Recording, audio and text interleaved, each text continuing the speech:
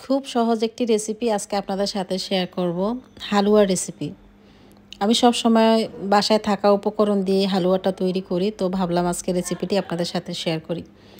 Fry প্যানে আমি এখানে তেজপাতা, দারচিনি, এলাচ সব ধরনের মশলা দিয়ে তারপর দিয়ে দিচ্ছি এখানে 3 টেবিল স্পুনের মতো ঘি ইউজ করছি। অবশ্যই কিন্তু ঘিটা ইউজ করবেন, তাতে হালুয়াটা খেতে ভালো লাগে আর ফ্লেভারটাও কিন্তু খুব সুন্দর আসে। তো আমি প্রথমে কিন্তু ঘি দিয়ে তারপর এখন দিয়ে দিয়েছি সুজি।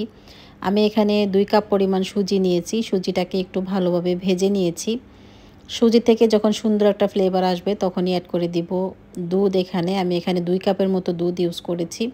তো আপনারা যদি মনে করেন আরেকটু পরিমাণে লাগবে তাতে কিন্তু অ্যাড করতে পারেন। আর যদি পানি অ্যাড করতে চান তাহলে কিন্তু গরম পানি দিতে হবে। ফুটন্ত গরম পানিটা অ্যাড করে দিবেন দুধের পরিবর্তে। যারা দুধ বা চিনি খেতে চান না, দুধ চিনি বাদ দিয়েও কিন্তু তারা তৈরি করতে পারেন। তার সাথে আমি এখানে হাফ কাপের মতো চিনি ইউজ করেছি। তো 2 কাপ সুজির মধ্যে আমার কাছে মনে হয় 1 কাপ চিনি দিলে বেটার হয়। তো আমি একটু কম পরিমাণে চিনিটা দিয়েছি। তো যাই হোক, আমি ভালোভাবে কিন্তু সুজিটাকে নাড়িয়ে চাড়িয়ে একটু মিক্স করে নিয়েছি। তার মধ্যে কিন্তু যে আমি গরম মশলাগুলো দিয়েছিলাম, তেজপাতা, দারচিনি, এগুলো কিন্তু ফেলে দিয়েছি।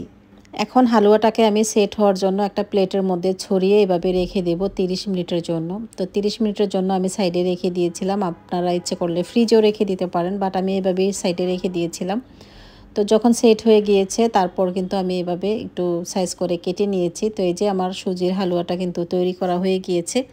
খুব ইজিভাবে কিন্তু সুজির হালুয়া তৈরি করা যায়। আর আজকে যেহেতু শবে বরাত গিয়েছে, শবে বরাত উপলক্ষে আমরা সবাই কিন্তু সুজির হালুয়া তৈরি করেছি, রুটি তৈরি করেছি। তো আশা করছি আজকের রেসিপিটি আপনাদের ভালো লেগেছে। আর ভিডিওটি দেখার জন্য ধন্যবাদ সবাইকে। সবাই ভালো থাকবেন। আল্লাহ হাফেজ। আর হ্যাঁ, এই সুজির হালুয়াটা কিন্তু ফ্রিজে রেখে 1 সপ্তাহের মতো খেতে পারবেন, একদমই নষ্ট হবে না।